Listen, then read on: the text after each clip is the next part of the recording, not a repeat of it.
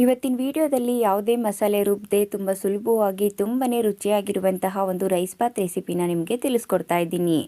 ಇದನ್ನು ಮಕ್ಕಳಿಗೆ ಲಂಚ್ ಬಾಕ್ಸ್ಗೆ ಅಥವಾ ಮಾರ್ನಿಂಗ್ ಬ್ರೇಕ್ಫಾಸ್ಟ್ಗೆ ಮಾಡ್ಕೊಳ್ಬೋದು. ಇದು ಒಂದು ಈಸಿ ಆ್ಯಂಡ್ ಟೇಸ್ಟಿ ರೆಸಿಪಿ ಅಂತಲೇ ಹೇಳ್ಬೋದು. ಎಲ್ರಿಗೂ ನಮಸ್ಕಾರ. ವಿಲೇಜ್ ವೆಜ್ ರೆಸಿಪೀಸ್ಗೆ ಸ್ವಾಗತ. ಈ ವಿಡಿಯೋನ ಎಲ್ಲೂ ಸ್ಕಿಪ್ ಮಾಡದೆ ಕೊನೆಯವರೆಗೂ ನೋಡಿ. ತುಂಬನೇ ರುಚಿಯಾಗಿರುವಂತಹ ಆಲೂ ಕ್ಯಾಪ್ಸಿಕಮ್ ರೈಸ್ ಬಾತ್ ಯಾವ ರೀತಿ ಮಾಡೋದು ಅಂತ ನೋಡೋಣ. ಸ್ಟವ್ ಮೇಲೆ ಒಂದು ಕುಕ್ಕರ್ನ ಇಟ್ಕೊಂಡಿದ್ದೀನಿ. ಕುಕ್ಕರ್ಗೆ ಒಂದು 3 ಟೇಬಲ್ ಸ್ಪೂನ್ ಆಗೋಷ್ಟು ಎಣ್ಣೆನ ಸೇರಿಸ್ಕೊತಾ ಇದ್ದೀನಿ.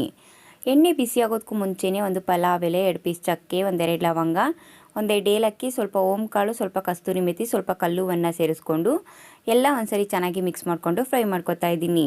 ಇದನ್ನೆಲ್ಲ ಸೇರಿಸೋದ್ರಿಂದ ಒಂದೊಳ್ಳೆ ಪರಿಮಳ ಬರುತ್ತೆ. ಅದಕ್ಕೋಸ್ಕರ ನೋಡಿ, ಈಗ 1 ನಿಮಿಷ ಫ್ರೈ ಮಾಡ್ಕೊಂಡಿದ್ದೀನಿ. ಈಗ 1 ಇಂಚು ಶುಂಠಿ, 1 8 ಎಸಳು ಬೆಳ್ಳುಳ್ಳಿನ ಸಿಪ್ಪೆ ತೆಗೆದು ತುರಿದ್ಬಿಟ್ಟು ಸೇರಿಸ್ಕೊಂಡಿದ್ದೀನಿ. ನೀವು ಶುಂಠಿ ಬೆಳ್ಳುಳ್ಳಿ ಪೇಸ್ಟ್ ಇದು ಸಹ ಸೇರಿಸ್ಕೋಬೋದು. 2 ಹಸಿಮೆಣಸಿಕಾಯಿನ ಕಟ್ ಮಾಡಿ ಸೇರಿಸ್ಕೊಂಡಿದ್ದೀನಿ.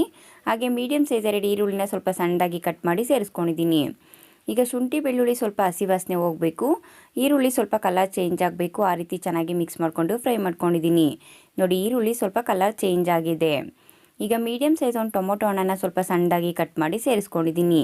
ಹಾಗೆ ಮೀಡಿಯಮ್ ಸೈಜ್ 2 ಕ್ಯಾಪ್ಸಿಕಮ್ನ ಸ್ವಲ್ಪ ದೊಡ್ಡದಾಗಿ ಕಟ್ ಮಾಡಿ ಸೇರಿಸ್ಕೊಂಡಿದ್ದೀನಿ.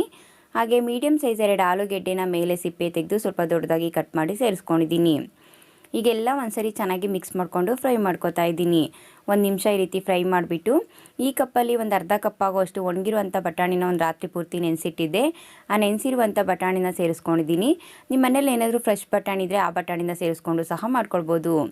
ಈಗೆಲ್ಲ ಒಂದ್ಸರಿ ಚೆನ್ನಾಗಿ ಮಿಕ್ಸ್ ಮಾಡಿಕೊಂಡು ಮೀಡಿಯಮ್ ಫ್ಲೇಮಲ್ಲಿ ಇಟ್ಕೊಂಡು ಒಂದು 3ರಿಂದ 4 ನಿಮಿಷದವರೆಗೂ ಚೆನ್ನಾಗಿ ಮಿಕ್ಸ್ ಮಾಡಿಕೊಂಡು ಫ್ರೈ ಮಾಡ್ಕೊಂಡಿದ್ದೀನಿ. ಈಗ ಈ ಕಪ್ಪಲ್ಲಿ ಒಂದು ಅರ್ಧ ಕಪ್ ಆಗೋಷ್ಟು ಒಣ ಕೊಬ್ಬರಿ ತುರಿನ ಸೇರಿಸ್ಕೊತಾ ಇದ್ದೀನಿ.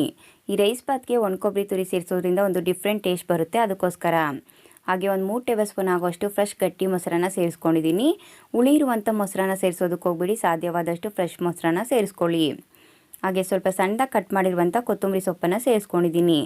ಸ್ವಲ್ಪ ಸಣ್ಣದಾಗಿ ಕಟ್ ಮಾಡಿರುವಂಥ ಪುದೀನ ಸೊಪ್ಪನ್ನು ಸೇರಿಸ್ಕೊಂಡಿದ್ದೀನಿ. ಒಂದು 1/4 ಟೇಬಲ್ ಸ್ಪೂನ್ ಆಗೋಷ್ಟು ಧನಿಯಾ ಪೌಡರ್, ಒಂದು 1/2 ಟೇಬಲ್ ಸ್ಪೂನ್ ಆಗೋಷ್ಟು ಗರಂ ಮಸಾಲಾನ ಸೇರಿಸ್ಕೊತಾ ಇದ್ದೀನಿ. ಹಾಗೆ ಒಂದು 1/2 ಟೇಬಲ್ ಸ್ಪೂನ್ ಆಗೋಷ್ಟು ಅಚ್ಕಾರದ ಪುಡಿನ ಸೇರಿಸ್ಕೊತಾ ಇದ್ದೀನಿ. ನೀವು ಖಾರ ನೋಡಿಕೊಂಡು ಸೇರಿಸ್ಕೊಳ್ಳಿ.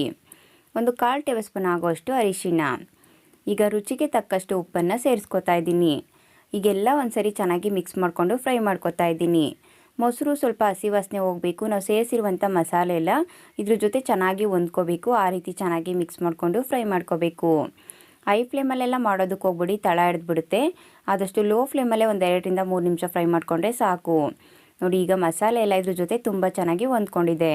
ಈಗ ಮೆಜರ್ಮೆಂಟ್ ಕಪ್ಪಲ್ಲಿ 1.5 ಕಪ್ ಆಗೋಷ್ಟು ಸೋನಾ ಮಸೂರಿ ಅಕ್ಕಿನ ನೀರಲ್ಲಿ ಒಂದು 2ರಿಂದ 3 ಸರಿ ಚೆನ್ನಾಗಿ ತೊಳೆದ್ಬಿಟ್ಟು ಕುಕ್ಕರ್ಗೆ ಸೇರಿಸ್ಕೊಂಡಿದ್ದೀನಿ.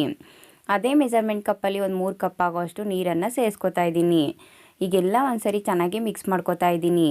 ಈ ರೀತಿ ಚೆನ್ನಾಗಿ ಮಿಕ್ಸ್ ಮಾಡಿಬಿಟ್ಟು ಮೀಡಿಯಮ್ ಫ್ಲೇಮಲ್ಲಿ ಇಟ್ಬಿಟ್ಟು ಇದು ಒಂದು ಕುದಿ ಬರಬೇಕು. ನೋಡಿ, ಈಗ ತುಂಬ ಚೆನ್ನಾಗಿ ಕುದೀತಾ ಇದೆ. ಈ ಟೈಮಲ್ಲಿ ಮತ್ತೆ ಒಂದ್ಸರಿ ಚೆನ್ನಾಗಿ ಮಿಕ್ಸ್ ಮಾಡ್ಕೊತಾ ಇದ್ದೀನಿ.